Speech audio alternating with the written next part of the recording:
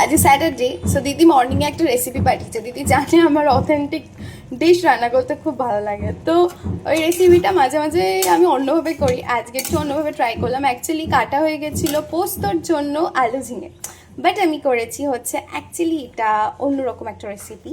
ফার্স্টে কালো জিরে ফোড়ন দিয়ে দেবেন, দিয়ে আলু আর পোস্তটাকে ভেজে নেবেন, আর তার সাথে পেস্ট করবেন সর্ষে, পোস্ত, আদা আর একটু ওটাকে কী বলে রাঁধুনি লঙ্কা দিয়ে পেস্ট করে ওটাকে কষিয়ে দেন জল ঢেলে যখন বয়েল হয়ে যাবে সমস্ত কিছু প্রপারলি, দেন আমি এই মটর ডালের বড়াগুলো দিয়ে দেবো। Then it will be kind of shukto, but shukto যেমন টেস্ট হয় একটা ডিফারেন্ট, যেগুলো আলু উচ্ছে কলা দিয়ে হয়, এটা একদম আলাদা ডিফারেন্ট টেস্ট। এটা দিয়ে আপনাদের এক থালা ভাত খাওয়া হয়ে যাবে।